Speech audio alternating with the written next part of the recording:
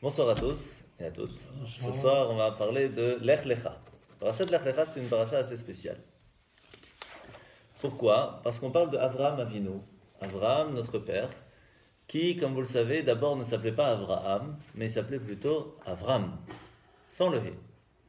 Donc vous connaissez sûrement tous d'où vient ce He. C'est tout simplement sa femme qui s'appelait Sarai, qui n'avait pas la possibilité d'avoir des enfants. Et Hachem va prendre le Yud, qui est la valeur numérique de 10, puisque c'est la 10e lettre de l'alphabet. Il va couper en deux, donc ça fait 5 et 5. La 5e lettre de l'alphabet, c'est le He. Un, il va donner à Sarah, ça devient Sarah à la place de Sarai, et l'autre, à la place de Avram, il devient Avraham. C'est comme ça que les deux ensemble vont pouvoir se mettre ensemble et réussir à amener un enfant. Ça, c'est la version classique. Maintenant, on va essayer de comprendre pas mal de choses, des questions assez intéressantes.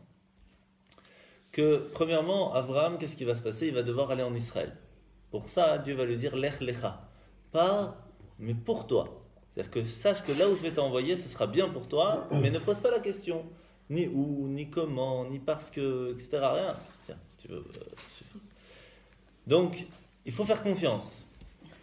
C'est pas évident. Pas évident du jour au lendemain. Il a quand même 75 ans, 75 ans. C'est pas évident du jour au lendemain de se dire allez hop, on départ. En plus, c'était quelqu'un de très connu. Il avait un hôtel, il avait de l'argent, il avait des serviteurs, il avait des élèves, c'était Abraham, c'est-à-dire que tout le monde le connaissait. Il avait ses connaissances, pour tout le business, tout, il était au top. Hachem lui dit, demain matin tu te lèves, tu prends tes clics et tes claques, c'est parti. Et il part. Qui même me suivent? Il n'y a pas beaucoup qui le suivent. Il arrive en Israël. C'était comme un chef de clan. Ah oui, c'était le roi, quoi. C'était, non, il n'y a pas de problème. C'était le roi, c'est-à-dire c'était un roi de là où il était, c'était le boss. Et là, il part, il laisse tout en plan, et il arrive en Israël, et il pense qu'il va arriver pour pouvoir faire sa mission, parce que qu'est-ce qu'il faisait à Neharaim? Il allait, il demandait aux gens, n'oubliez pas qu'il y a un Dieu sur terre, c'est Dieu qu'il faut écouter, etc., etc. Il ramène le nom de Dieu partout dans le monde. Pendant 75 ans, on ne raconte pas tellement sa vie dans la Torah, on raconte plutôt sa vie d'après, quand il arrive en Israël, avec l'Égypte, etc. Mais avant, pas tellement. C'est marqué Israël ou c'est marqué autre Canaan. Ouais, c'était pas encore Israël. Mais en fin de compte, en fin de compte, pendant 75 ans, il a fait le même travail qu'en Israël, qu'en Canaan, si vous voulez, et pourtant on n'en parle pas beaucoup. Donc ça, c'est une des premières choses qu'on va voir. Surtout qu'après qu'il va être appelé Avraham, on va l'appeler différemment. On va l'appeler Av Amon Goïm, entre guillemets, le père de tous les peuples. Qu'est-ce qu'il y avait avant? Il était quand même le boss. Maintenant, il est le boss, mais dans un autre endroit. Parce qu'il est en Israël, alors c'est le boss du monde entier. Qu'est-ce qui s'est passé de différent? Juste parce qu'on lui a changé du Avram à Avraham, ça a fait tellement un grand changement. Qu'est-ce qu'il y a tellement de différent? En plus, à partir de quand ça va tout changer? Du moment où il a fait la Brit Mila, la circoncision. Est-ce que ça change tellement qu'une personne fait la circoncision qui va lui permettre de devenir quelqu'un de différent à ce point-là?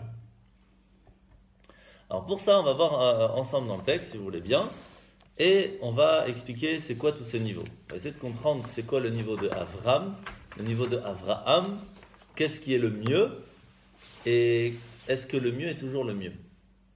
Ça, c'est pas toujours évident, c'est ce qu'on va voir ensemble. Alors, Inyano shel Avraham matril belech lecha.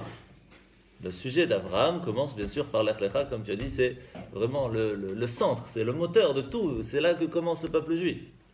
D'abord,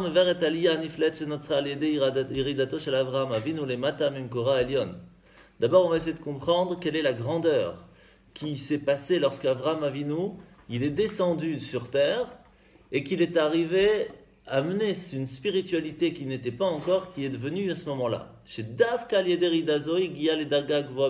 c'est parce qu'il va descendre qu'il va arriver à un niveau très haut. Qu'est-ce que ça veut dire? Et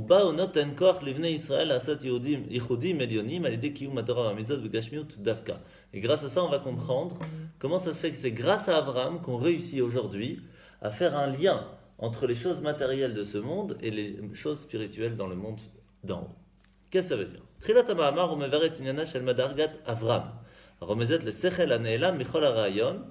מדרגה כפי שמצד עצמה אינה שייכת לגילוי, אבל תכלית היא שהיא גילוי בעולמות, עד שהברואים יקבלו את התענוג הטמון הבא. Ces 4-5 lignes qu'on vient de lire, ils sont très compliqués. Alors je vais essayer de vous résumer ça, vous expliquer doucement les choses, donc il faut bien suivre. Et tout peut se comprendre à partir du moment où on écoute bien. Alors, je vais d'abord vous expliquer qu'est-ce qui se passe. Le mot Av-Ram. Av, tout le monde connaît ce que ça veut dire le mot Av, ça vient du mot Abba, qui veut dire le papa. D'accord? Dans le niveau des parents, il y a toujours deux parents. Il y a le père, il y a la mère. Le père, en général, il est comparé à la chorma, la sagesse, l'intelligence, mais le point de l'intelligence. On n'a pas encore développé ce point. La mère, c'est plutôt celle qui est là, qui va développer l'intelligence que son mari va lui donner. C'est un petit peu, on voit aussi dans le mariage, il y a le mari qui va donner et la femme va prendre et elle va en faire un enfant. Donc on voit que pour faire un enfant, il y a le mari qui donne quelque chose et c'est la femme qui va en fin de compte développer ça. De la même façon, en règle générale, entre l'homme et la femme, c'est comme ça que ça fonctionne. L'homme, il a l'idée, il a la compréhension de base, mais c'est la femme qui va développer. Est-ce que ça veut dire que la femme n'a pas cette possibilité? Bien sûr que si. Est-ce que ça veut dire que l'homme n'a pas la possibilité de développer? Bien sûr que si. Les deux ont. Mais la base générale, dans la règle générale d'un homme, c'est plus de trouver, d'avoir la base de la compréhension. Mais développer, c'est plus difficile pour un homme. Pour une femme, trouver spécialement la solution, c'est plus difficile, mais par contre, la développer, c'est beaucoup plus facile pour elle.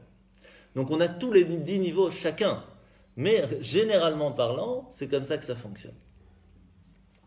Maintenant, on a compris que pour pouvoir amener quelque chose de nouveau, il faut que les deux soient ensemble. S'il n'y a que le père seul, ça ne marche pas. S'il n'y a que la mère seule, ça ne marche pas. S'il y a les deux ensemble, ça fonctionne. On peut arriver à la suite. Mais ici, ce n'est pas Av-VM. Avraham, il ne s'appelle pas Av-VM. Parce que tout le but d'Avraham, c'est de commencer le peuple juif. Mais il ne s'appelle pas Av-VM, il s'appelle Av-Ram. Ram, c'est quoi? Ça vient du mot Romémiout. Ça veut dire un niveau très très très haut. Au-delà de ce qu'on a l'habitude de voir. Donc là, on va parler que Avraham reçoit d'en haut le niveau du Père, mais à un niveau au-delà de ce qu'on a l'habitude de comprendre. C'est-à-dire qu'on a le niveau de Chokhmah, de sagesse que nous, on a ici-bas. On monte le premier niveau, le monde de l'action, c'est le Chokhmah de Asiya. On monte encore un niveau, c'est le Chokhmah de Yetzira, le monde de la formation. On monte encore, c'est la sagesse de la création. Après, on monte encore, et déjà dans la sagesse de la création, c'est déjà pas évident. Sagesse après de Hatzilut, du monde qui est complètement spirituel, au-delà des anges, au-delà même des âmes. Là, c'est presque impossible à arriver à comprendre. Et là, on va monter encore plus haut. Au-delà même de la création. Vous vous rappelez qu'on a expliqué qu'il y a, lorsque le monde s'est cassé à un moment, il y a le tuyau qui s'est cassé, tout ce qui est au-dessus et ce qui est en dessous, c'est deux niveaux tout à fait différents. Là, on parle au-dessus. Le niveau de sagesse d'Abraham, c'est son makor, sa chorès, sa source, est encore plus haut que le monde.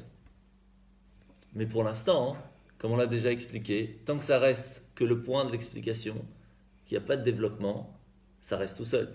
Il n'y a pas de transmission. On ne peut pas dire à quelqu'un E égale MC2, bonne chance. Il ne va pas faire grand-chose avec.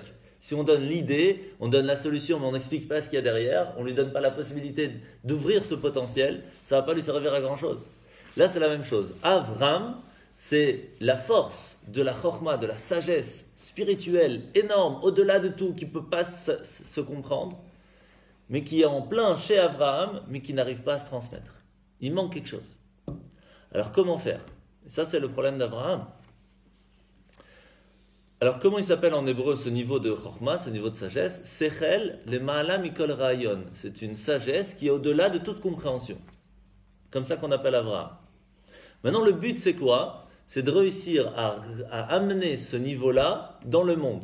Que nous puissions l'attraper, le comprendre et s'en servir. Est-ce que c'est possible? Oui. Ben non. En soi, ça ne devrait pas être possible.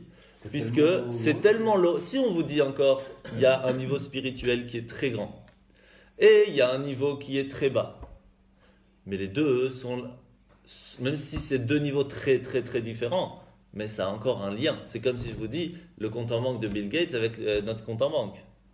Il est très très différent. Bon, il n'y en a peut-être pas, on ne sait pas. Vous, mais voilà, c'est ça. Pour moi, il est plus que loin.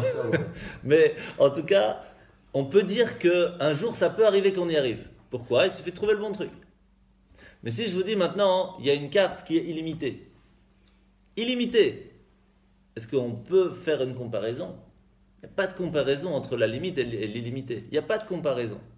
Là, on parle d'une sagesse qui est limitée, qui est humaine, une sagesse de création qui est donc fixée à une certaine limite. Et même si on va dire, à la limite de la spiritualité divine qui se trouve dans le monde spirituel, mais qui a quand même sa limite, c'est rien par rapport à quelque chose qui est limité. Mais il y a combien de levels? Nous on a appris, il y a énorme, mais nous on a appris de base. Nous on a appris de base, il y a 4. Il y a, à partir le premier en haut s'appelle le monde de Hatzilut, c'est le monde qui est complètement spirituel, mais qui est limité pour créer le monde. Donc il y a la sagesse de la compréhension de l'architecture du monde. Qu'est-ce qu'on va faire avec le monde? Après, le deuxième, c'est la création. Après, il y a la formation. Après, il y a l'action. Et puis, il y a nous. Ça, c'est les 4 de base. Ça, c'est vers le bas. Oui, oui. Ah ouais. Maintenant, au-dessus de ça, il y en a encore plein. Je ne vais pas vous donner tous les noms. Ah ouais. Mais juste au-dessus de celui-là, c'est lorsqu'il est encore illimité. Et où est-ce qu'on trouve ça? Donc, c'est tous ces termes, ces appellations différentes. Dans le Zohar, ça veut dire c'est classique. Ouais. On va en apprendre quelques-uns, mais oui, d'accord. il ne faut pas trop donner, sinon après on est perdu. Bien sûr. Donc là, on parle au-delà de ça. Donc ici, on a le niveau qui est illimité, la sagesse illimitée, sans limite, la sagesse de Dieu si vous voulez. Et là, il l'a déjà filtré pour qu'elle soit limitée à une certaine chose, à être l'architecture du monde, à la Torah entre guillemets. Comment faire pour amener cette force illimitée, cette sagesse illimitée dans un monde limité? C'est très difficile. Alors, qu'est-ce qu'il va faire Hachem? On va voir ça tout de suite. Regardez la deuxième partie. Kedesh yeh giluize, nidrashim tzimtzumim gdolim vatzumim. Pour pouvoir réussir à dévoiler ce niveau-là, on a besoin d'un filtre énorme, mais pas seulement énorme, extra énorme. Vekan yesh chashash, shegam haklipot yekablu yenika me'atzimtzumim haele. Sur ça, on a un problème. Parce que ce niveau-là, il est tellement illimité, tellement fort, qu'il a la possibilité de donner une certaine éternité, une certaine illimité à ce qu'il va donner comme force. Puisqu'il a à l'intérieur de lui la possibilité d'être sans limite. Et si cette force illimitée, cette sagesse illimitée va être transmise à quelque chose qu'il ne fallait pas, eh bien cette partie qui n'est pas bonne va pouvoir l'utiliser pour faire des bêtises. Elle sera sans limite. Salut Béni, tu vas bien? Bonsoir, installe-toi. Poussez-vous un petit peu si ça ne vous dérange pas. Voilà, pas à... On va voir la clipote. Ok. La clipote, c'est une clipote. Ah, je vais expliquer.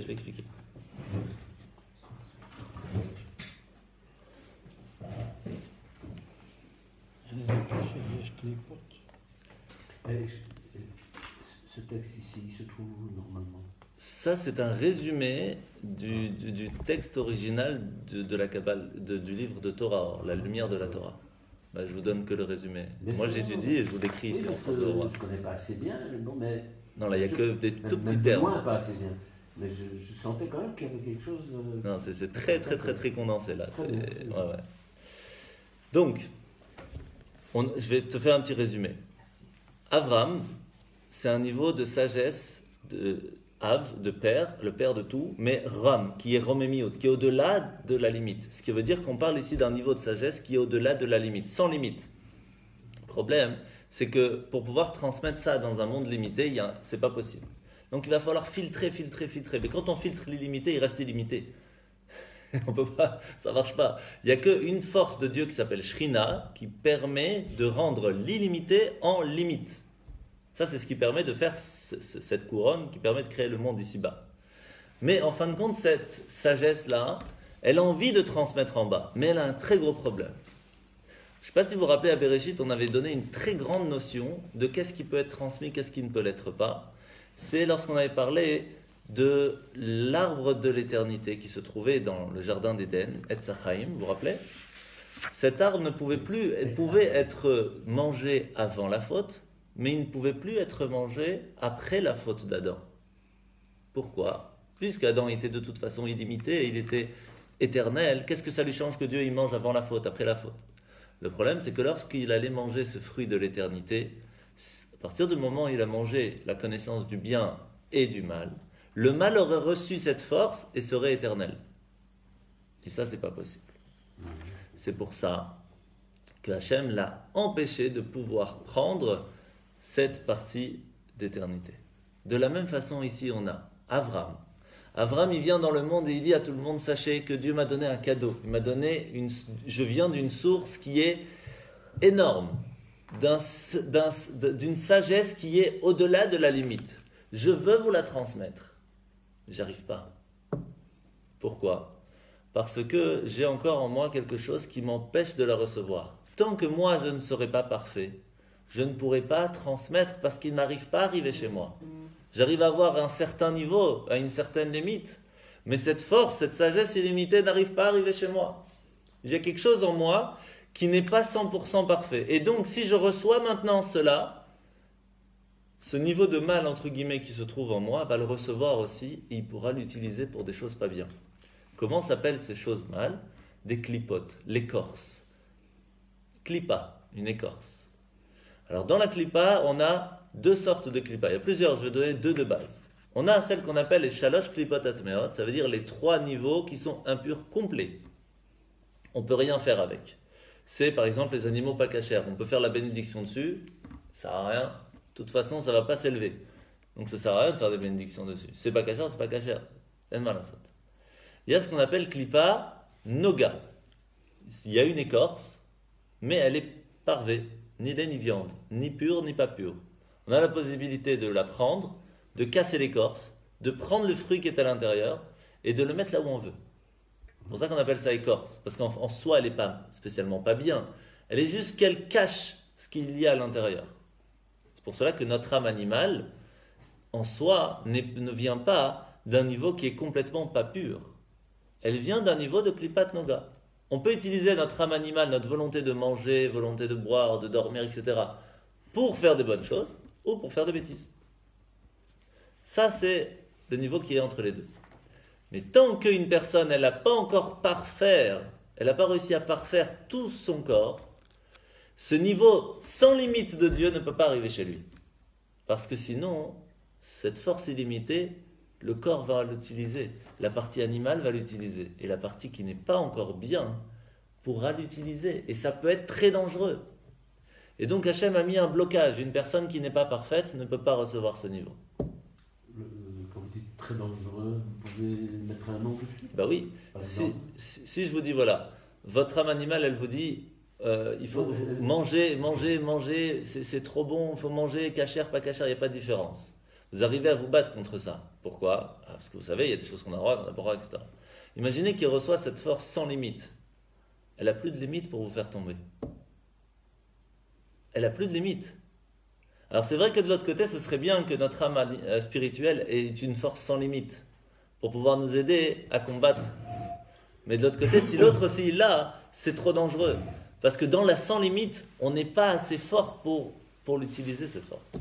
Donc ceux qui sont vraiment purs, comme des grandes tzadikim avec des âmes extraordinaires, eux peuvent recevoir ce niveau-là et donc arriver à un niveau de vie tout à fait différent. C'est pour cela qu'un vrai tzadik, celui qui a tué son mauvais penchant, et là il n'y a plus de mauvais penchant, donc il peut recevoir cette force illimitée, il peut donner des bénédictions sans limite, il n'y a plus de limite au monde matériel ni au monde spirituel, pour lui c'est la même chose, il vit avec Dieu. Mais le tzaddik, il n'est pas conscient. Alors c'est pas bon, ça dépend. Non, pardon, il n'est pas conscient qu'il est vraiment tellement pur, tellement... Ça dépend de tzaddik. Il reste toujours humble, il y a toujours... Ouais, c'est ça. Attention. Alors, oui et non. Quand on a appris le Tanya, je ne sais pas si vous vous rappelez, au premier chapitre, on avait parlé qu'il y avait le plus grand rabbi de la génération qui s'appelait Rabba. Il a dit à ses collègues, il a dit, je pense que je ne suis qu'un Benoni, un homme moyen. Alors son ami Abaye lui a dit, attends, je ne comprends pas. Si, toi, tu es le plus grand tzaddik de la génération, il n'y a pas plus haut que toi. Tu dis que tu n'es qu'un homme moyen, hein. Alors nous, on est quoi? On est mal barré. De là, on apprend qu'un Benoni, c'est quoi? Un homme moyen, c'est quoi? Un vrai homme moyen, je parle. C'est celui qui n'a jamais fauté de sa vie. Ou s'il a fauté, il a fait une teshuva complète. Et il ne rate pas une seule seconde pour étudier, pour faire de bonnes actions. Jamais, jamais, jamais, jamais. Alors, c'est quoi un tzaddik? Un tzaddik, c'est celui qui n'a plus le potentiel de fauter. Il n'a plus de yetzer hara. Un Benoni, c'est celui qui n'écoute jamais de sa vie le yetzer hara, mais il a encore un jour la possibilité qu'ils viennent, qui vous disent « Ah, vas-y, essaye ». Tout de suite, on le met par terre. Mais il est encore là. Le tzaddik, il a plus. Lorsque quelqu'un est tzaddik, c'est un cadeau. C'est vraiment un cadeau. Et à ce moment-là, c'est une autre lumière, c'est une autre façon de vie. On ne peut même pas comprendre quelle est la vie d'un tzaddik parce qu'on ne peut pas comprendre comment ça fonctionne. On n'est pas apte à comprendre comment fonctionne un tzaddik. Ici, on parle d'Abraham. Abraham, c'était un tzaddik. Mais il y avait un souci. Cette force illimitée du tzaddik ne pouvait pas rentrer chez lui. Elle n'arrivait pas. Pourquoi? C'est ça la question. Qu'est-ce qui était de pas bien chez lui qui l'empêchait de recevoir cette lumière? Pour ça, on va essayer d'abord de comprendre comment elle fonctionne, cette lumière de sagesse, qui est au-delà de tout, au-delà du monde. D'abord, il faut savoir que cette sagesse descend un petit peu dans le monde de la limite, mais tout au début, c'est-à-dire que ça reste encore extrêmement spirituel, c'est ce qu'on appelle le monde du Gan Eden, si vous voulez. Là où les âmes, ils profitent de la lumière de Dieu. Sauf qu'une lumière, c'est quoi? Il y a le soleil, il y a un tout petit rayon qui descend. Donc imaginez que le soleil, c'est ce niveau-là de sagesse d'Abraham, d'accord? Il envoie ses rayons dans le jardin d'Éden, qui lui se trouve déjà dans une certaine limite, puisque les âmes sont là-bas, donc c'est limité. Donc c'est juste les rayons qui arrivent de là. Ils peuvent en profiter. Donc c'est pour cela qu'une personne qui a réussi à travailler pour que son âme soit le plus pure possible, arrive à profiter du jardin d'Éden spirituel d'en haut, je précise, parce qu'il y en a en bas aussi. À ce moment-là, il peut profiter de cette lumière. Et encore, il y a certaines conditions, je ne rentre pas dans le détail. À partir de là, Abraham va essayer d'amener cette lumière, qu'elle puisse continuer de descendre, qu'elle ne s'arrête pas là-bas dans le jardin d'Éden, qu'elle puisse arriver jusqu'à chez lui pour qu'il puisse la transmettre. C'est dur. C'est même presque impossible. Je vais vous poser une question simple. Aujourd'hui, ça paraît évident que quelqu'un qui prend une bougie, de l'huile par exemple, il allume pour les bougies de Shabbat ou les bougies de Hanouka, et qu'il reste un peu d'huile à la fin. Comme cette huile a déjà brûlé pour une mitzvah, on ne peut pas la jeter comme ça, on ne peut pas l'utiliser pour mettre dans la salade. Pourquoi? Parce qu'étant donné qu'on y a fait rentrer une certaine spiritualité, une certaine kedusha, on ne peut pas maintenant la faire descendre, une sainteté, on ne peut pas la faire descendre dans la salade, c'est pas joli, on comprend, c'est logique. Oui, mais ça reste dérangeant. Oui, c'est dérangeant. Mais il faut savoir qu'avant, ça n'existait pas ça. Avant le don de la Torah, on mettait les tefs, on avait fini, on les jetait à la poubelle, il n'y a aucun souci. Pourquoi? Parce qu'à la seconde où on arrive à faire le lien entre le spirituel et le matériel, il y a une connexion qui se fait mais qui n'est pas normale. Le spirituel et le matériel, c'est deux choses qui sont contradictoires. Donc il vient parce qu'on est en train de le faire, il est là, il est là, il est là, on l'enlève, tac, il repart chez lui. On ne pouvait pas considérer que c'était du gaspillage. Non, on ne parle pas de gaspillage, mais ça veut dire... Non, mais... Parce qu'il y a aussi une loi, non, Baltashrit, oui. C'est ça. Non, mais ça veut dire que la spiritualité ne restait pas dans la matérialité. On pouvait amener à un certain moment, on faisait la connexion quand on mettait les téphilines, mais ça s'arrêtait là quand on les avait enlevés, hop, elle repart. C'est deux choses qui sont contradictoires, c'est deux plus ensemble, on les met comme ça, tac. Il y a un problème, ça ne va pas ensemble, c'est pas compatible. Alors, le changement de prénom d'Abraham. Oh là là, d'abord, il faut comprendre qu'est-ce qui s'est passé. Donc maintenant, il y a ce qu'on appelle la porte en hébreu. La porte, c'est ce qu'on appelle Malchut. Vous vous rappelez qu'on a expliqué qu'il y a les 4 mondes, mais pour pouvoir passer d'un monde à l'autre, il faut une porte. Cette porte, qu'est-ce qu'elle fait? Elle dit à tout le monde, attendez une seconde, que tout le monde me donne sa force, je vais la filtrer et je la fais passer à celui d'après. Cette porte-là, Pétar, c'est, entre guillemets, c'est ce qu'on appelle le Malchut. La royauté, c'est le roi qui vient, qui dit, ok, dans mon royaume ici, le royaume de la spiritualité, je veux faire passer ça dans une certaine matérialité, dans le début de la création du monde. Pas de problème, chacun me donne un peu de sa force, pas tout, ça n'arrivera pas, ça ne marchera pas, un petit peu chacun, un peu de sagesse, un peu de développement, un peu de connaissance, un peu de gentillesse, un peu de sévérité, un peu de tout, on prend un peu de tout, on filtre tout ça, et on envoie au prochain. Mais tout ce que les autres reçoivent, c'est quoi? C'est un tout petit niveau de ce qu'il y avait avant. Et on descend, on arrive à un deuxième niveau. Maintenant qu'on a commencé la création du monde, il faut la former, il faut en faire quelque chose de physique. Mais là aussi, il y a une porte. On ne peut pas passer de quelque chose qui est encore à peine créé à quelque chose avec une formation, avec plein de détails. Donc là aussi, il y a quelqu'un qui est là, il y a un roi qui est là, entre guillemets, le Malchut, qui est là, qui dit stop. Pour faire passer au prochain, il faut filtrer tout ça. Donc en fait, qu'est-ce qu'il va faire Abraham? Il va dire à ce niveau de sagesse qu'il a reçu, en tout cas en tant que source, il n'a pas encore reçu, il a en tant que source, puisqu'il a dans ça dans son prénom, il va dire je vais faire descendre ça au niveau à ce que tout le monde puisse en profiter. Ce serait magnifique. Alors comment faire? Est-ce qu'on peut confondre sagesse et connaissance? Ah oui, c'est deux choses tout à fait différentes. Ah non, donc. Ah oui. Ah, d'accord. Et une personne qui peut être sage et quelqu'un qui a de connaissances, c'est deux personnes tout à fait différentes. D'accord. Oui, oui. Mais ici, dans ce cas, vous avez employé sagesse? Non, À ce niveau-là, c'est tout ensemble en fait. Ah, ok, alors d'accord. Parce que quelqu'un qui a plus de limites, c'est-à-dire qui sait utiliser sa connaissance pour en faire une sagesse. Mais quand ça arrive en bas, pas celui qui a la connaissance a la sagesse de l'utiliser comme il le faut. Ça devient tout à fait limité, donc ça devient différent. Mais à ce niveau-là, c'est extraordinaire. Ok? C'est comme les services secrets, ils reçoivent une information, mais si c'est maltraité, si c'est pas bon non plus. Exactement. Mais est-ce qu'on peut avoir la sagesse sans connaissance? Oui, parce qu'on sait bien qu'à l'intérieur de nous, on a une certaine sagesse innée de logique ou d'éducation qu'on peut avoir reçue sans avoir la connaissance des choses et pourtant faire les choses bien, avec sagesse. Comme quelqu'un qui est bien éduqué, par finesse, par feeling, par éducation. Mais on n'a pas la raison, on ne sait pas pourquoi on le fait, mais on sait que c'est bien, c'est comme ça qu'il faut le faire. Donc il y a des gens qui sont très bien sans spécialement avoir beaucoup de connaissances, qui font des super bonnes actions, mais ils n'ont pas la connaissance. Et d'autres qui ont beaucoup de connaissances, mais qui ne font pas spécialement les bonnes actions. Les deux peuvent être à part. C'est pour cela qu'on dit que l'homme, même s'il a la chorma, il a aussi un peu de bina. La femme, elle a la bina en force, mais elle a aussi un peu de chorma. Mais chacun, les deux ensemble, réussissent à faire quelque chose de nouveau. C'est ce qu'on appelle da'at, la connaissance. Da'at, c'est réussir à mettre en action ce qu'on a compris. Ça, c'est un niveau encore plus haut. Mais on ne va pas rentrer trop dans ces niveaux, parce sinon on ne va jamais y arriver. Pour l'instant, je saute une partie pour essayer que vous essayez de comprendre cette partie-là. Donc, d'abord, on va essayer de comprendre quelque chose de très très important, et là c'est le début de la réponse, vraiment le début. Comment Hacham il a créé le monde? D'abord il a créé le premier jour, deuxième jour, etc. Mais à la fin de chaque jour c'est écrit Vayehi Erev, Vayehi Boker, et là c'est Yom Echad. Qu'est-ce qu'il a fait d'abord? Il a créé l'obscurité.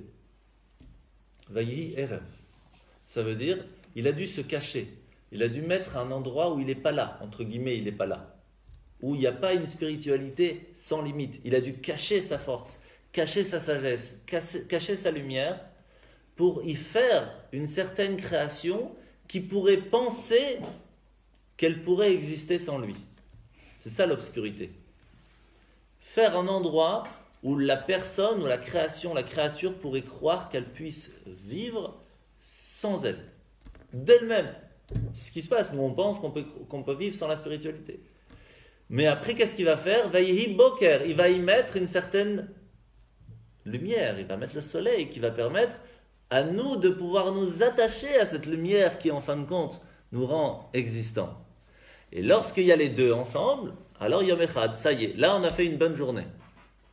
Même chose pour le deuxième jour, même chose pour le troisième jour, etc. D'abord, il va enlever sa force d'un certain niveau, et puis il va y mettre un petit niveau, pour qu'on puisse, nous, y prendre goût et pouvoir l'utiliser, mais en même temps pouvoir s'attacher à lui. Donc en fait, c'est toute la création du monde, tous les niveaux qui s'y passent. Dans Bereshit, c'est énorme. On peut passer toute sa vie à apprendre Bereshit, on n'aura pas fini. C'est vraiment la création du monde à chaque instant. Comment est-ce qu'il avance dans les mondes pour pouvoir créer le monde ici-bas, en fin de compte. Chaque jour, c'est comme ça. Maintenant qu'on a compris ça, on a un souci. Parce que d'un côté, il nous dit, j'ai mis l'obscurité, j'ai enlevé ma lumière pour qu'il y ait une certaine existence. Ok, puis je la remets. Mais si elle se remet, alors ça explose.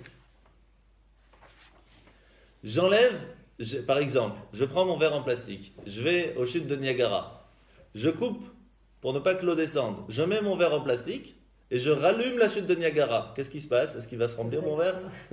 Il va partir en cacahuète. Il va exploser. C'est la même chose. Dieu qui dit, ok. Ta main va exploser, pardon. Bah oui.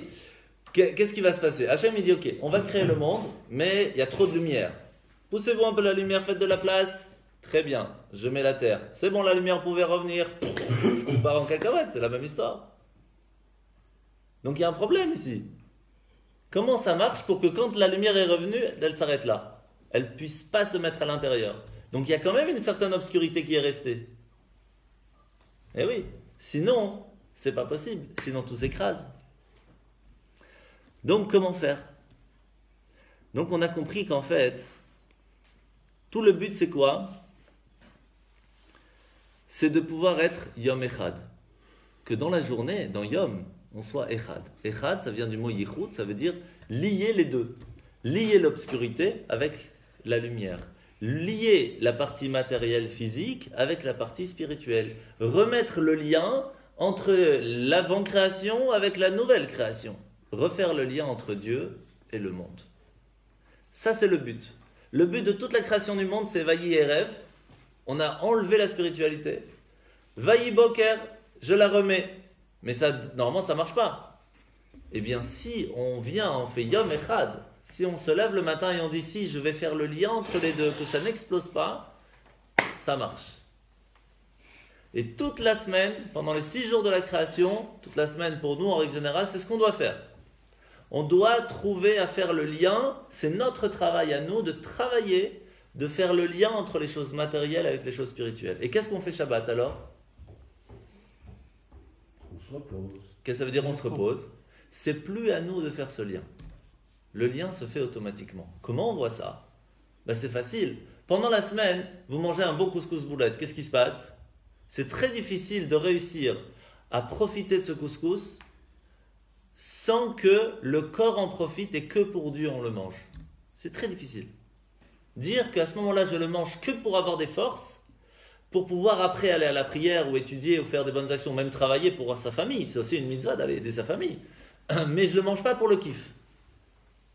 C'est très difficile. Shabbat, on a la mitzvah d'en profiter. On a la mitzvah Shabbat d'avoir un kiff. Et donc de manger le couscous ou des glaces ou du poisson ou ce que vous voulez. Le Oneg Shabbat, comment c'est possible?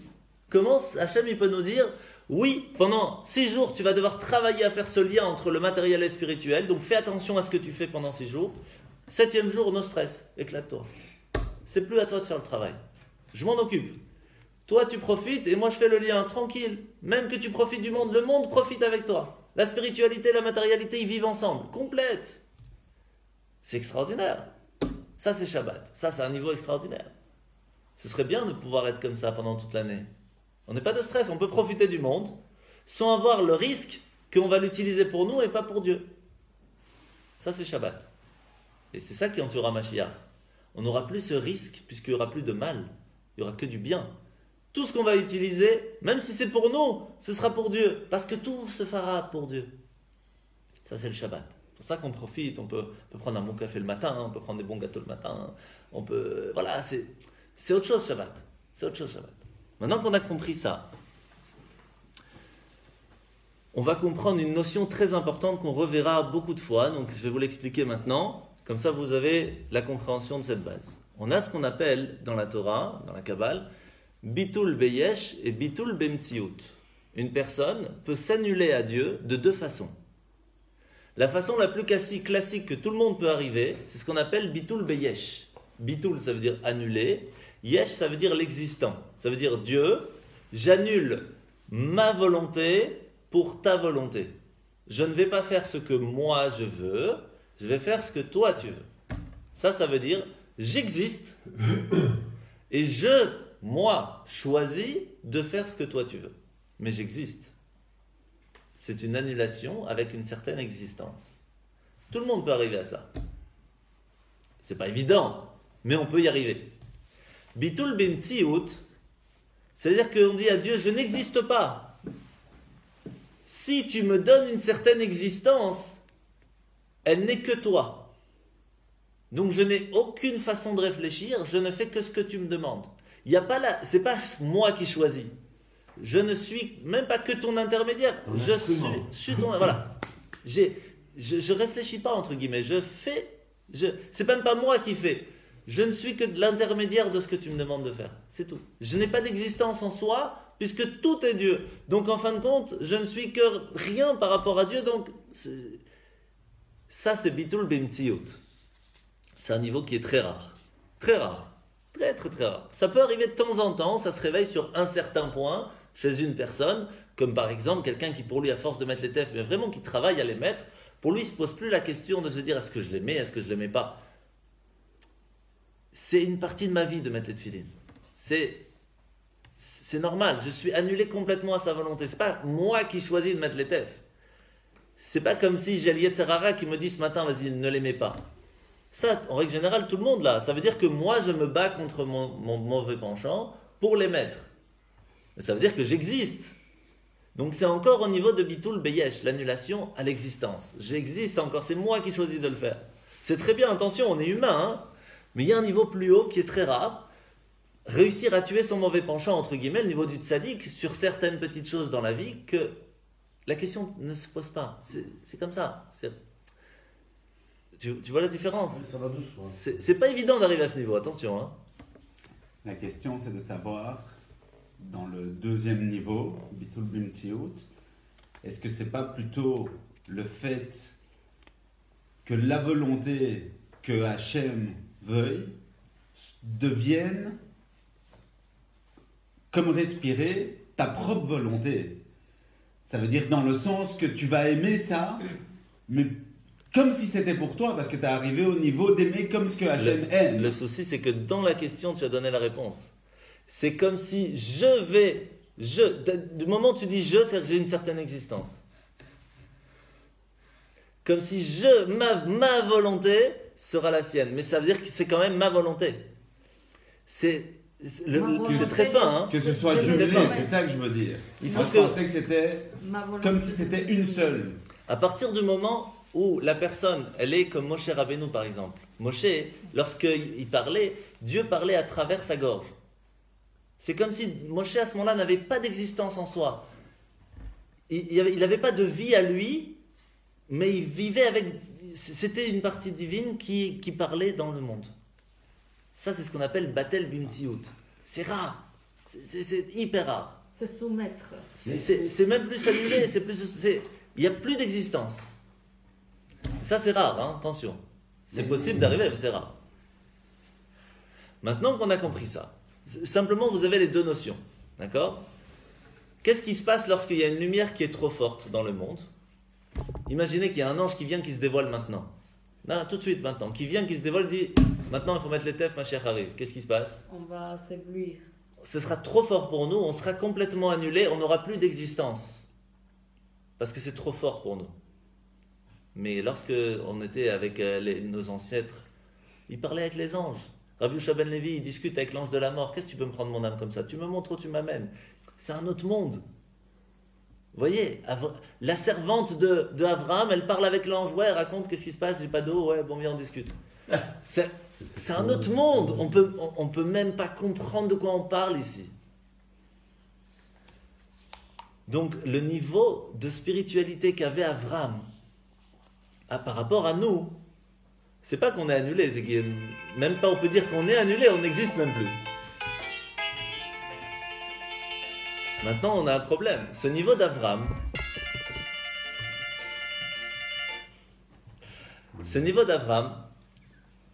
il est trop fort. Il est sans limite. C'est une sagesse, la sagesse de Dieu qui est sans limite. Comment faire pour l'amener dans ce monde?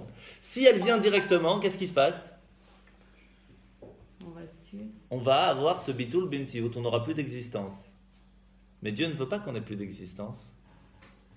Dieu veut qu'on fasse nos choix. Non, il ne nous demande pas autant. Il veut que ce soit nos choix de faire les bonnes choses. Ouais. Il y a quelques personnes dans le monde qui a été choisies, qui réussissent à arriver à un niveau d'annulation complète envers Dieu. Mais ce n'est pas notre boulot. Notre boulot, c'est de réussir à s'annuler notre volonté, qu'on ait le choix, nous, de choisir de faire sa volonté. C'est là qu'on gagne quelque chose. Tu comprends? Donc si Hachem, il vient, il dévoile cette lumière d'Abraham directement dans le monde, qu'est-ce qui se passe? Est-ce qu'il y a quelqu'un qui peut dire ah, je vois Dieu, mais je ne vais pas faire? Si on voit Dieu, déjà si on voit un ange, on est fini. Donc s'il y a Dieu qui descend dans le monde, il n'y a plus rien à discuter. C'est ce qui va se passer avec Mashiach, il n'y aura plus à discuter. La vérité sera ouverte à tous. Donc à ce moment-là, il n'y aura plus de mérite. On sera complètement annulé. Est-ce qu'un tzaddik qui n'a pas peur de la vérité, qui n'a pas peur mais parce que il a... ce jour ultime ou... Le tzaddik non, parce que lui il vit avec Dieu tout le temps. Mais même... Il faut savoir. C'est les autres qui savent peut-être qu'il est tzaddik. Lui, peut-être, comme je dis tout à l'heure, en fait, je sais qu'il est assez humble en général pour... Mais encore une fois, on ne peut pas se considérer comme un tzaddik. L'humilité, comme on a expliqué, c'est lorsque quelqu'un il dit voilà, ok, je ne suis pas un tzaddik complet chez un tzaddik, normal. Ou quelqu'un qui fait beaucoup de bonnes choses, une majorité dit ok, je ne suis pas 100%, ben je fais 90%. Là, il y a de quoi comparer. Mais la différence entre ne pas avoir son mauvais penchant et avoir son mauvais penchant, elle est quand même très grande. Et donc là, c'est plus de l'humilité là. Donc c'est pour cela que c'est pas évident de savoir à quel moment on est oui tzaddik ou pas. Souvent, la Kabbale nous dit c'est un cadeau, c'est vraiment un cadeau. Ou on est né comme ça, c'est-à-dire que notre âme ne vient pas de la même source du monde de la création, mais elle vient du monde complètement spirituel. Donc là, elle arrive, elle est déjà au top, il n'y a pas de discussion. Ou alors, une personne qui a tellement travaillé pour ne pas écouter son mauvais penchant, au bout d'un moment, elle dit, tu sais quoi, tu as tellement bossé, allez, je l'enlève. Mais c'est rare, mais ça arrive. Ça peut arriver. Et même après, c'est pas fini. Il y a encore le travail du tzaddik entre pas complet et complet. Mais ça, avant de comprendre ça, il faut comprendre qu'il y a des différences. Quand on n'a plus de mauvais penchant, quelle serait la différence? Et ça, c'est une autre histoire, on ne parlera pas de ça aujourd'hui. En tout cas, leur visage très illuminé. On peut Un déjà... vrai tzaddik, on voit tout de suite que c'est autre chose. De toute façon, ça c'est sûr. C'est La Shrina, elle est sur eux. Ah, mais Moshe, il était tellement qu'il a dû mettre un voile sur son visage. C'est vrai. Ah oui, quand il est redescendu à Kippour, Quand on dit ça, c'est écrit. ah oui, c'est clair dans la Torah. Bien sûr. Il a mis un voile sur son visage parce que Mais nous, on est contre le voile, en fait. c'était la première burqa, voilà, exactement.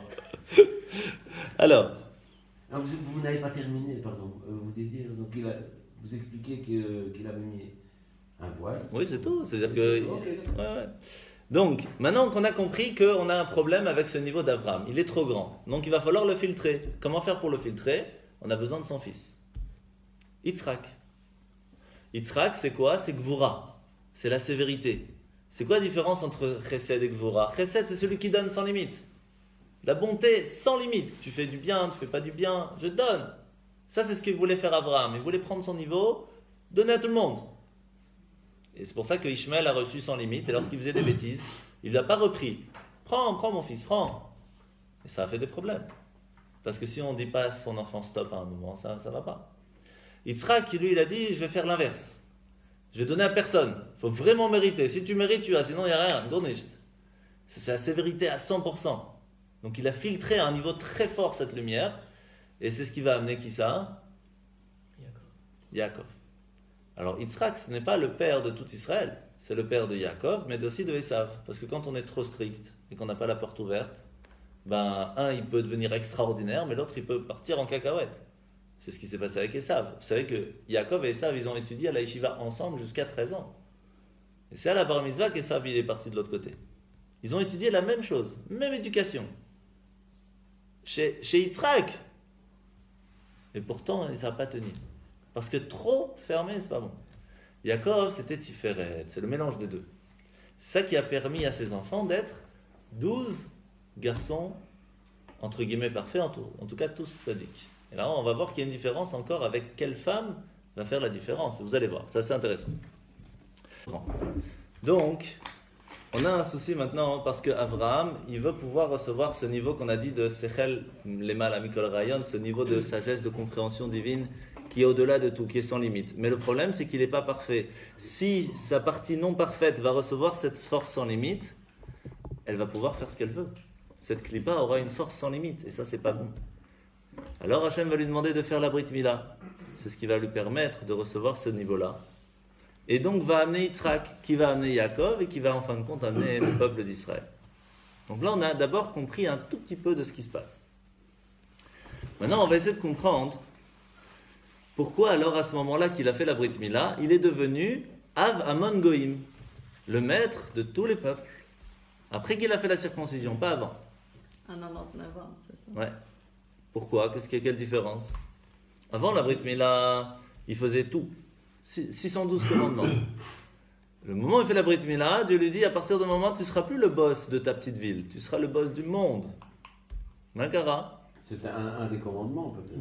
Non. Le Brit Mila, c'était dans les commandements, mais il ne pouvait pas le faire de lui-même. Pourquoi il ne pouvait pas le faire de lui-même? Parce qu'encore une fois, comme je vous ai expliqué.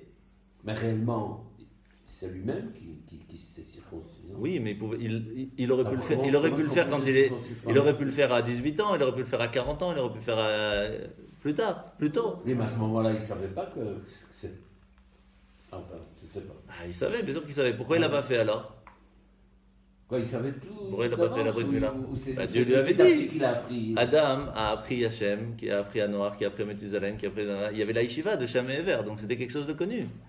Non, mais par exemple, Noir, il était déjà aussi circoncis. Adam était circoncis, je crois qu'il y avait Hanor qui était circoncis. Je sais pas après, il faut regarder exactement, je sais pas. Quel âge il a fait la bouche? Quoi, il pourrait avoir des. 99 ans, Abraham. Il Non, pourrait, non, Il y a Ismaël des- a 13 ans. il pourrait avoir des. 90 ans? Des gens dans le Torah qui n'étaient pas circoncis. Bah avant, oui, de toute façon, bien sûr. Avec l'Abraham, tout ça. À partir d'Abraham, tout le monde a... a. Mais pendant très longtemps, il y a eu... ça s'est perdu à un moment, la circoncision. Pendant l'Égypte, enfin, dans plusieurs endroits. Donc maintenant, qu'est-ce qui se passe? À 90 ans, t'as dit? 99 ans. En fait, qu'est-ce qui se Pourquoi il n'a passe? pas fait ça avant? C'est la question qu'on pose. Maintenant, on va comprendre Il a pourquoi fait un est-ce incendie que, total, alors, pourquoi est-ce pour que le- la circoncision n'a pas été faite plus tôt. On va comprendre automatiquement pourquoi ça fait un changement dans la personne. Et à ce moment-là, on comprendra aussi pourquoi est-ce qu'à ce moment-là, il est devenu le boss du monde. Dans la traduction boss du monde, ici, c'est une traduction très, très facile. Av Amon Goïm, le père de tous les peuples. Ça veut dire quoi tous les peuples? Qu'est-ce qui s'est passé dans le monde lorsqu'Hachem il a créé le monde? Vous vous rappelez l'histoire du tuyau qui a écrasé, qui s'est explosé et qui est venu dans le monde? Toutes ces étincelles divines se sont mis où? Dans du minéral, dans du végétal, dans de l'animal, mais aussi dans l'humain. Ce qui veut dire qu'il y a des étincelles divines qui se trouvent dans le peuple juif, mais aussi dans d'autres peuples. Mais pour réussir à refaire le lien entre les parties spirituelles qui se trouvent dans le monde entier et les ramener à leur source, c'est pas facile. Et ça, Abraham, ça a été le premier qui a commencé à le faire. C'est le premier qui a dit à tout le monde, il faut bénir la nourriture. Pourquoi? Parce que dans la nourriture, il y a une certaine spiritualité. Et lorsqu'on bénit et qu'on ramène ça à Dieu, cette spiritualité remonte. Et elle se rattache à sa source. Mais tant qu'il n'avait pas la Brit Mila, il n'avait pas la force d'aller plus loin que ça. Il pouvait faire ça chez lui à la maison, en famille, dans sa petite maison. Mais réussir à amener ça dans le monde entier, réussir à cachériser le monde, si on veut. Même les personnes qui font des bêtises, même les personnes qui ne sont pas juives, qui à l'intérieur d'eux, il y a une certaine spiritualité, ça c'était un niveau très difficile à avoir. Abraham, c'était le précurseur de tout cela. C'est lui qui a montré au peuple juif, à nos descendants, à ses descendants, à nous-mêmes, à plus tard, qu'on a la possibilité, à partir du moment où Abraham il a fait la Brit Mila, de pouvoir prendre toutes les étincelles qui se trouvent partout dans le monde, même dans les parties qui sont juives ou qui ne sont pas non juives, de les prendre et de les amener à un niveau différent. Comment il a fait ça? En fait,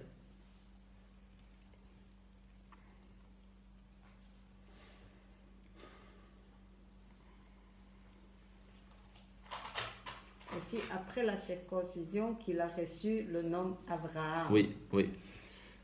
Alors, Il y avait le prénom Hachem. c'est assez compliqué, je ne peux pas tout dire. Je vais essayer de résumer ça. Donc, il y a ce qu'on appelle vous savez que le nom de Dieu, c'est Yud, après il y a le He, après il y a le Vav, après il y a le He. La valeur numérique de ce mot, c'est facile, c'est 26. Tout le monde le connaît. 26. C'est 26. Yud, c'est 10, He, c'est 5, Vav, c'est 6, et c'est 5, ça fait 26. Sauf que quand on écrit ce nom, Yud, Yud, Vav, Dalet, après le He, He, Aleph, après le Vav, Vav, Vav, et après le He, He, Aleph. Quand on compte tout ça, on arrive à 45. Et là, c'est ce qu'on appelle le Shem Ma, le nom de la question. C'est lorsque Dieu il vient, il met des questions dans le monde, et c'est une partie de la Torah qui vient, qui pose des questions. Est-ce que c'est bon, est-ce que c'est pas bon, est-ce qu'on a le droit, est-ce qu'on n'a pas le droit. À ce moment-là, ce nom-là de Dieu a été transmis à Abraham quand il a fait la circoncision. Et alors, quand il a reçu ce nom-là, quand il a reçu cette force de poser la question, pour cela que le peuple juif, c'est le peuple des questions, on laisse rien comme ça, on est tout le temps en train de poser des questions. On arrive à trouver la réponse, à savoir ce qui est oui bien et ce qui ne l'est pas. Et lorsqu'on arrive à faire la différence, on peut prendre ce qui est bon et l'élever à un niveau différent. Et ce qui ne l'est pas, on le laisse en bas. Ce niveau n'a pu être donné à Abraham qu'au moment de la circoncision. Lorsqu'il est devenu parfait de façon physique, Dieu lui a dit, tu peux prendre cette force qui est sans limite, qui va pouvoir faire du monde, qui est en soi pas bien. Il a été créé avec des choses pas bien, avec la connaissance du bien et du mal, avec du bien, mais aussi avec des choses pas bien. Les gens que j'ai créés depuis le moment de la création du monde jusqu'à Abraham, ils n'ont fait que des bêtises. Il y a 1, 2, 3 comme ça qui sortent du lot.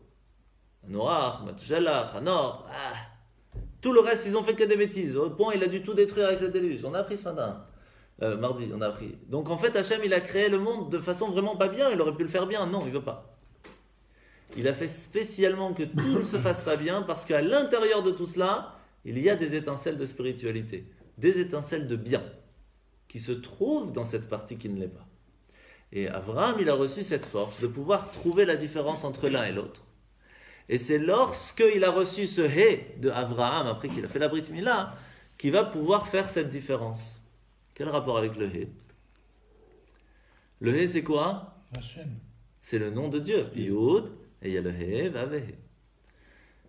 Le yud, c'est quoi? C'est classique, c'est la chorma. La sagesse, c'est l'homme. Le point de compréhension. Le hé, c'est quoi un hé? C'est le yud qui se met ici sur le côté en bas à gauche et qui devient dalet. C'est le développement. Le développement du yud. Un hé, c'est quoi? Il y a le yud en bas à gauche et là, il y a un dalet. Donc, c'est le développement du petit yud qu'il y avait avant. Et ça, c'est la femme. Développer la compréhension que l'homme avait eue, ou la solution, ou autre chose. Donc, Hachem, il a dit à Abraham, regarde, toi, tu es Abraham, tu es un yud. Je t'ai donné une force en toi extraordinaire. Mais tu ne sais pas l'utiliser. Tu ne peux pas l'utiliser, tu ne sais pas comment faire. Je vais te donner une force qui va te permettre de développer, de dévoiler tout le potentiel que tu as en toi. Je vais te donner la force de Sarah. Je vais prendre le yud de Sarah, de Sarai, qui elle aussi avait cette force extraordinaire. Je vais le couper en deux. Donc il sera peut-être moins fort. C'est pas sympa d'un côté. Il sera moins fort. Il a coupé en deux quand même une lettre de Sarah. Et je te donne une partie de sa force. Sarah, elle qui avait la possibilité de développer, elle te donne une partie de sa force. Qu'est-ce qui se passe à ce moment-là, Abraham? Il se sent différent. Il a la possibilité de transmettre ce qu'il connaît. Il a reçu une force extraordinaire, sans limite. Il va réussir à la transmettre. À partir du moment où il a reçu cette force, au moment d'Abrit Mila, et à partir du moment où il a ce hé, qui va pouvoir faire le développement de tout ce qu'il a reçu. Alors maintenant, la question qui peut se poser, c'est quoi le mieux? C'est Chokhmah ou Bina? Est-ce que c'est la pointe de la compréhension qui est plus haut en soi, ou c'est le développement de celle-là? Qu'est-ce qui est plus grand, l'homme ou la femme? Question. C'est la création qui sort de C'est là. dur, hein, c'est pas facile. C'est ce qui est créé à partir de là, quoi. Alors, la source la plus haute, si vous voulez, comme ça, de base de ce qu'on vient d'expliquer, c'est quand même Chokhmah la plus grande. Chokhmah est toujours avant Bina. Il faut d'abord, la source de la compréhension avant de le développer. Si on n'a pas cette compréhension, il n'y a rien à développer. Et ici, on parle en plus du niveau de la compréhension de Shem qui est au-delà du monde. Donc, à la différence avec le développement qui se trouve bien en bas, le niveau est tout à fait différent. Et là, Abraham, quand même, il est bloqué. Il a un niveau extrêmement grand avec lui, mais il ne sait pas l'utiliser. Alors, ça sert à quelque chose? Ça ne sert pas à grand-chose. Quelqu'un qui est... Là, tout à l'heure, vous avez posé la question de la différence entre la sagesse et la connaissance. Il y a des gens qui ont énormément de connaissances, mais ils ne savent pas transmettre. Exact. Plein. Tout le temps. Et c'est des gens extraordinaires, mais ils ne savent pas transmettre. Qu'est-ce qui se passe? Comme Abraham, sans le hé.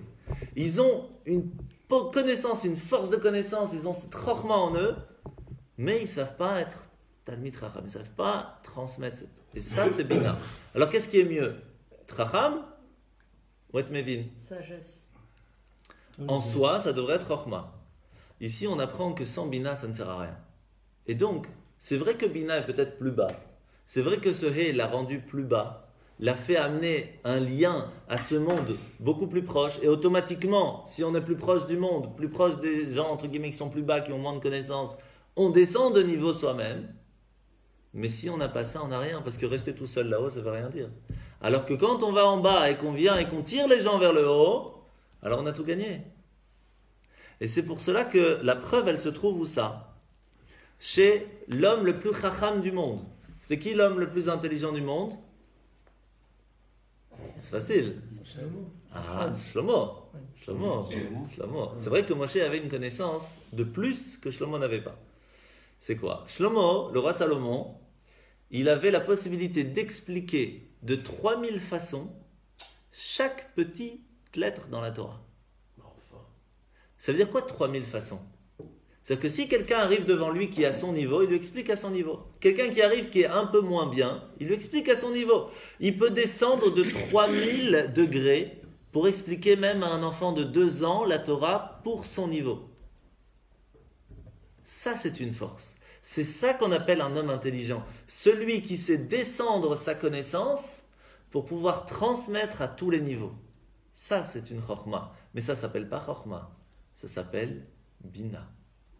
Le développement d'une certaine connaissance pour le transmettre. Mais quand elle est développée, elle n'est plus la même. Parce que quand on raconte une histoire pour faire comprendre un message, pourquoi on ne dit pas directement le message? C'est pas plus facile? Parce que quand on dit le message ne passe pas. Parce que la personne qui va écouter le message, elle n'est pas apte à recevoir le message.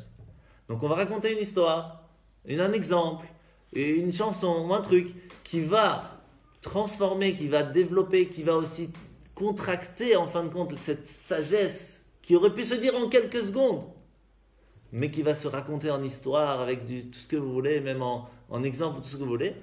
Et en fin de compte, c'est peut-être beaucoup plus bas comme niveau d'étude, mais elle va servir à quelque chose parce qu'elle va rentrer chez la personne. Donc en fin de compte, on apprend que la plus grande sagesse n'est pas l'homme, c'est plutôt la femme.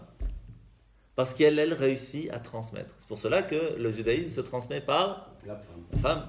Parce que c'est vrai que l'homme, des fois, il a beaucoup plus de connaissances, mais s'il ne sait pas transmettre à son enfant, ça ne sert pas à grand-chose. La femme réussit à transmettre. Ça, c'est la force de la femme. Il y a plein d'autres explications, mais c'est une des bases. Parce que la femme transmet. Elle a cette force de bina, que l'homme a aussi, bien sûr, mais pas de la même force.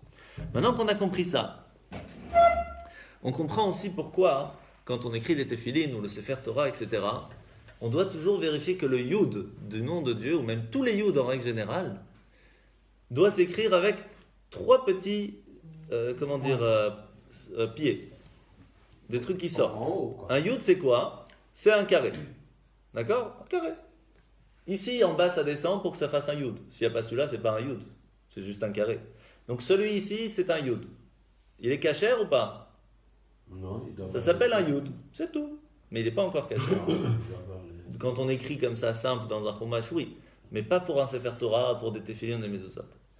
Ici en haut, c'est important qu'il y ait un petit truc de plus. Pourquoi? Parce que cette chorma, cette sagesse-là de Dieu, doit être attachée à sa source. Donc on doit avoir ce petit truc ici. Mais en fin de compte, ici, à gauche, il doit y avoir un autre petit. Ici, là. Pourquoi? Parce que c'est lui qui transmet à qui? À la bina, au hé, qui est juste après. Et si on n'a pas ce lien entre la chorma et la bina, si on n'a pas ce lien entre l'homme et la femme, si on n'a pas ce lien entre la sagesse et le développement de cette connaissance, ça ne sert à rien, gourniste. Et donc, ça ne sert à rien d'avoir beaucoup de connaissances si on ne les transmet pas. C'est ça la force du Kutso Shel Yud. Maintenant, qu'est-ce qui va se passer? Hachem, Et on n'a juste pas fini de répondre à la question pourquoi il a attendu jusqu'à 99 ans et pas avant. on a répondu, mais je vais t'expliquer pourquoi. Je n'ai pas répondu clairement, mais normalement, il y a la réponse déjà dans ce qu'on a dit. Alors. J'ai pas compris, excuse-moi. Non, mais t'inquiète, c'est normal. No stress, no stress. Alors, d'abord, on va essayer de comprendre. Bon, tu sais quoi, je vais te répondre, t'as raison. Alors, la question, elle a été, comment ça se fait qu'il n'a pas, comment dire, il n'a pas fait la Brit Mila de soi-même à 50 ans, 40 ans, 30 ans, il aurait pu faire déjà la Brit Mila. Il a fait les 612 commandements, il les a fait. Celle-là, il a attendu. Pourquoi? Mais parce que pour pouvoir amener une force de lien éternel entre la matérialité et la spiritualité, c'est quelque chose qu'il ne pouvait pas faire de lui-même. Il a essayé. Il a mis les tefs, il a fait Hanouka, il a fait Purim, ce que vous voulez, il a tout fait. C'est connu que Sarah, elle allumait les bougies, ça restait 7 jours jusqu'au vendredi d'après, elle faisait les chalotes, tout. Elle faisait tout. Mais Pourquoi ça restait juste... c'était un miracle. Comment Yitzhak il a su que Rivka c'était bien sa femme? Lorsqu'elle est rentrée dans la tente et que le nuage est revenu et que quand elle a allumé les bougies, c'est resté allumé jusqu'à et que les chalotes sont restées bonnes jusqu'au vendredi d'après, c'est le message que c'était bien celle qui allait continuer le peuple juif. Donc, qu'est-ce qui se passe là? Abraham il dit à Dieu, chaque fois que je fais une bonne action, chaque fois que je fais une mitzvah, j'arrive à faire descendre la lumière de là-haut. Je la fais descendre, elle touche, et tant que je suis avec, ça marche. Mais quand je pars, ça s'enlève. Il y a une chose dans la Torah qui nous donne la possibilité de vivre avec Dieu de façon éternelle. D'avoir une mitzvah avec soi tout le temps. Qui c'est qui nous rappelle ça? C'est le roi David. Une fois, le roi David, il était au mikvé, il était au bain. Et il commence à se dire, oi, oi, oi, j'ai pas de mitzvah sur moi. J'ai pas mes téphilines, j'ai pas ma kippa, j'ai pas mes tzitzit. Je peux même pas faire de bénédiction parce que je suis tout nu. Je suis nu de commandement. Et il dit, ah non, c'est vrai. Grâce à Abraham, on a sur nous la circoncision. Chaque seconde que je vis, je fais une mitzvah. La possibilité d'avoir une éternité dans le physique, dans la matérialité, une éternité de spiritualité, de vivre éternellement avec quelque chose de spirituel dans le physique, c'est quelque chose que Abraham ne pouvait pas amener de lui-même. Il a fallu que ce soit Dieu lui-même qui lui donne la possibilité. Parce qu'avant, il n'avait pas cette force. Ce n'était que Abraham. Il avait quelque chose en lui qui ne lui permettait pas d'amener cette éternité. Lorsque Hachem il lui a dit, ça y est, je vais te donner cette éternité, je vais te donner cette force de pouvoir vivre avec moi, toi et tes descendants, à chaque seconde de votre vie. Comment? C'est simple. Je vais te rajouter un ré, tu vas faire la Brit Mila, et à partir de ce moment-là, on sera ensemble tout le temps. Tout le temps, tout le temps, tout le temps, tout le temps, tout le temps. Ça, c'est pas quelque chose qu'il pouvait faire de lui-même. Tu comprends pourquoi? Mais c'est pas un problème qu'il avait gardé Lot et sauvé Lot avec lui pendant tellement longtemps jusqu'au moment où Hachem pouvait se dévoiler à lui. Pourquoi avec Répète la question. Lot, le dévoilement d'Hachem s'est fait au moment où il a quitté Lot. Comme Oui. si c'était ça C'était un des problèmes, oui. qui le bloquait. Mais il n'y avait pas encore... Mais Abraham, il n'y avait pas encore le peuple, donc il donnait à tout le monde. Pourquoi est-ce que le fait d'avoir Lot était un problème? Parce que quand c'est quelqu'un qui est inconnu, en étranger pour toi, n'a pas la même influence sur toi et ta famille. Lorsque c'est la famille qui est à côté de toi, qui a une influence qui n'est pas bonne, c'est plus problématique. Et donc il a fallu que Lot parte pour qu'il y ait une certaine place dans la spiritualité qui n'était pas avant. Et quelque chose qui bloquait. Parce que c'est peut-être juste ça le... Ça n'a le pas timing. suffi. Ça n'a pas suffi. Il est parti, Lot, il avait 75 ans. 75 ans. Il a attendu encore un moment avant que ça se fasse. Il y a encore eu quelques épreuves avec l'Égypte, avec trucs. Il y a encore jusqu'à la fin des 10 épreuves. Ça a pris du temps. Mais je ne sais pas si c'est le moment pour poser ce genre de questions, mais comment se fait-il que c'est à l'homme donc que Dieu demande de parachever son œuvre, en quelque sorte, n'est-ce pas? Pardon, je vous ai... Non, pas du tout. Avec la Brit Mila, puisqu'il a laissé quelque chose pour l'homme aussi. Donc il a fait l'homme presque parfait, En fait, mais il a demandé Ouais. à l'homme de faire ce petit tout à quelque fait. chose en plus. Bon, C'est ce qu'on a appris mardi, en fait. Oui. Il y a un empereur romain qui est venu voir Rabbi Akiva qui lui a dit, qu'est-ce qui est plus beau, la création de Dieu ou la création de l'homme? Alors il dit, je vais t'amener une preuve et tu vas trouver toi-même la réponse. Voici un épi de blé, voici un gâteau. Qu'est-ce qui est le mieux? Dieu. C'est le gâteau. Ah, ça veut dire que la création de l'homme est meilleure que la création de Dieu? Il dit oui. Hachem, il a créé le monde de façon à ce qu'il ne soit pas parfait. Notre travail, c'est de le parfaire.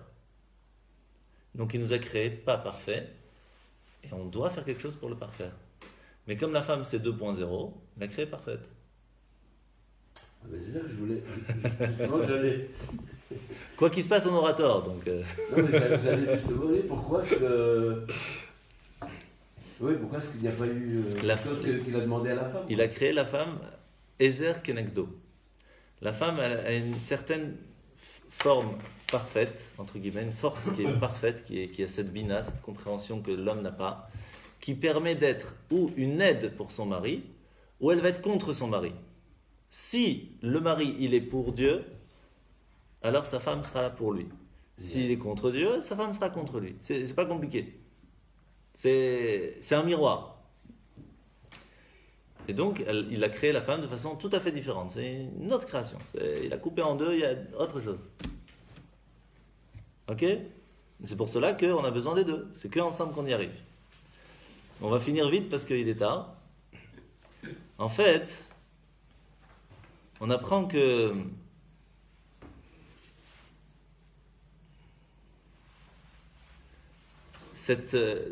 vous savez que quand on met les téphilines, on appelle ça la couronne du peuple juif. Pourquoi? Parce qu'on s'attache à la couronne qui se trouve au-dessus du monde. Comme je vous ai expliqué, il y a les 4 mondes, au-dessus il y a la couronne. Lorsqu'on met les tefs, on s'attache à cette couronne. Comment on sait? En fait, c'est simple. Il y a combien de commandements dans la Torah? 613. Il y a combien que les sages ils ont rajouté? 7. Netilat Yadayim, bénédiction avant de manger, Purim, Hanouka, les 7 de base. Il y a combien de lettres dans les 10 commandements? 620. Les 613 plus les 7 des sages. Dans les 10 commandements, il y a les 613 commandements plus les 7 des sages. Chaque lettre vient nous amener un commandement. Comment on dit une couronne en hébreu? Keter. Le Chaf, c'est 20. Ça, c'est facile. Le Tav, c'est 400. Le Resh, c'est 200. Ça fait combien? 620. Lorsqu'on fait les 620 commandements, on s'attache à la couronne de Dieu. Pas compliqué. Qu'est-ce qui amène la couronne chez une personne lorsqu'elle met les téphilines? Et c'est pour cela que les téphilines doivent être parfaites. Que les yuds doivent être bien vérifiés, qu'il y ait tous les oketz rabenutam, ces petits trucs qu'on rajoute qui permettent de faire le passage entre la chorma et la bina. Pour cela, quand on apprend la sophroute, on n'apprend pas juste à vérifier, on apprend aussi la raison pourquoi est-ce qu'on doit vérifier comme ça. Parce qu'à ce moment-là, on voit différemment les lettres. Maintenant, on comprend aussi pourquoi la tzedaka, c'est quelque chose de très fort. Pourquoi? Parce que c'est quoi tzedaka? Ça vient du mot tzedek. Tzedek, c'est la justice. C'est quoi la justice? Dieu nous a donné une certaine partie. La justice, c'est de donner à ceux qui n'en ont pas. Comment on dit la tzedaka? C'est tzedek plus le he. Lorsqu'on fait la justice et qu'on donne avec le he et on transmet, alors la force de la tzedaka est présente. C'est la même chose. Le he de la femme, c'est ce qui permet en fin de compte de faire vivre le monde. C'est pour cela que c'est la femme qui amène les enfants. Parce que c'est son he à elle qui permet de faire vivre le monde. C'est elle la force du monde.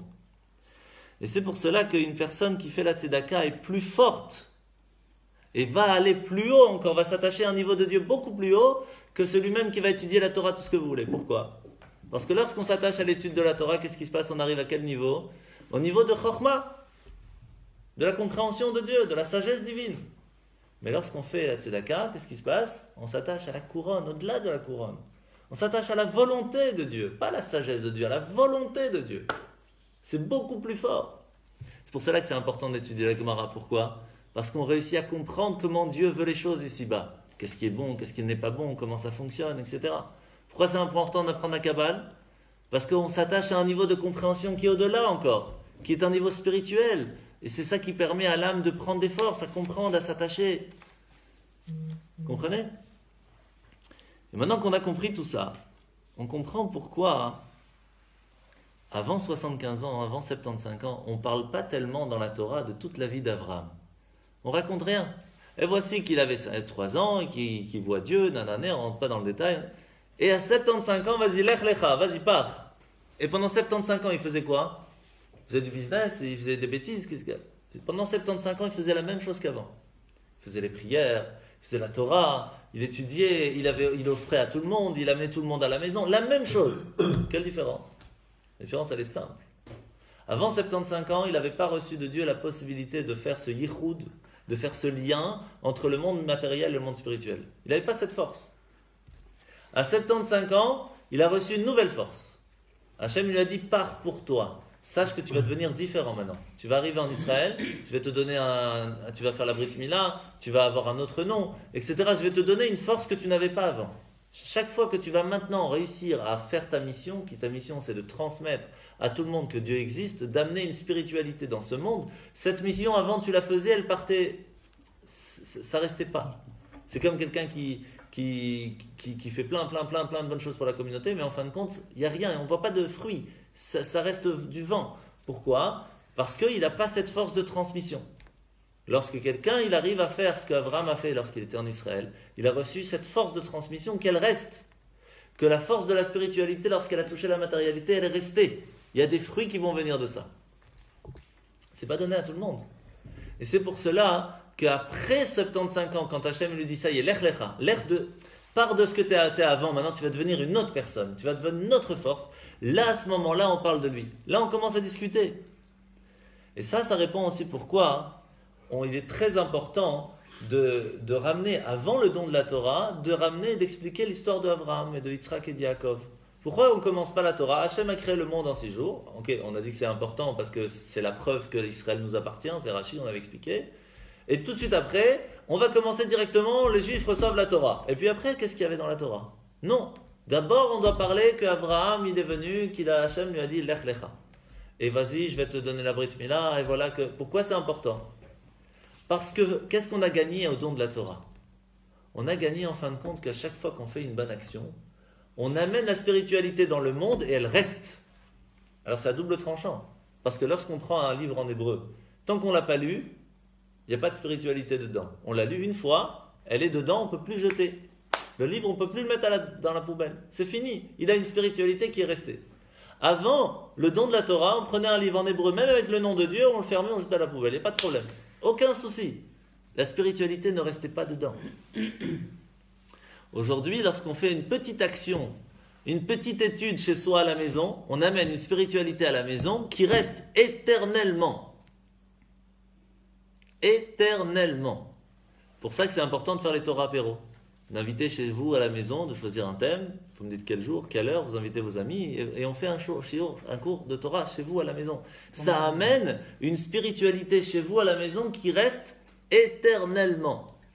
Mais comment est-ce que Hachem il a réussi à nous faire ça? On a expliqué au début que Dieu il est illimité, il est spirituel. Comment ça arrive à s'intégrer dans la matérialité? Ça marche pas. Abraham était trop grand. Le niveau d'Abraham était trop grand. Comment il a pu revenir jusqu'ici? Eh bien, c'est Abraham qui a commencé. Abraham, il a dit d'abord, on va développer ce niveau-là. On va l'amener doucement, doucement, par chez tout le monde, avec un peu par-ci, un peu par-là. Et Yitzhak va le faire différemment. Yaakov encore différemment. Et les 12 tribus encore différemment. Vous avez compris? Et donc, c'est pour cela qu'en fin de compte, on a la réponse à tout. On a la réponse à tout. Toutes les questions qu'on a posées jusqu'à maintenant. Pourquoi est-ce que c'était important qu'Abraham soit écrit à partir de Lech Lecha, que à 75 ans, parce qu'avant, il n'avait pas la possibilité de transmettre. Maintenant, il a la possibilité de transmettre. Mais transmettre qui reste, que ça donne des fruits. Parce qu'il va rajouter un hé. Le hé, c'est le hé du développement, de la femme, de la possibilité de transmettre. Lorsqu'il a reçu ce niveau-là, c'est qu'après la Brit Mila, après la circoncision, parce qu'à ce moment-là, il est devenu parfait. Il a pu recevoir un niveau de Dieu qui était sans limite, qui va permettre de faire devenir Abraham le père de tous les mondes, de tous les peuples. Pourquoi? Parce que de partout dans le monde, il y a une certaine spiritualité. Partout dans le monde. Mais tant qu'on n'est pas attaché à la possibilité de transmettre, de choisir ce qui est bon, ce qui ne l'est pas bon grâce à la Torah, on va aller dans un endroit, on va tomber. Grâce à la Torah, on a un antivirus qui nous permet de nous bloquer à ne pas tomber. Et on va prendre ce qui est bon et on va l'élever spirituellement. Et c'est pour cela qu'Abraham, il est avant le don de la Torah. Parce qu'au don de la Torah, on a réussi que chaque personne juive a la possibilité, en fin de compte, de ramener la spiritualité avec la matérialité. Et ça, c'est quelque chose qu'Abraham a été le précurseur. Et c'est grâce à lui qu'on a réussi à faire cela aujourd'hui. C'est pour ça que Parashat Lech Lecha, comme tu as dit tout à l'heure, c'est vraiment le moteur, c'est le début de toute l'histoire du peuple juif. C'est là, Hachem, il lui a dit, pour pouvoir réussir à faire ça, tu veux réussir à faire ça dans ta vie, d'abord, Lech Lecha. Oublie ton éducation que tu as reçue, tes façons de penser que tu as reçues toujours les mêmes. Oublie, mets ça de côté. Commence à nouveau. Recommence à zéro. Sois un nouvel homme. Dis-toi maintenant, je vais étudier, je vais prendre ça comme nouvelle base. Oublie ce que tu avais l'habitude de faire. C'est fini ça, mets de côté. Et si tu recommences à zéro, tu vas devenir quelqu'un tout à fait différent. Ça, c'est Parashat Lech Lecha. Razak.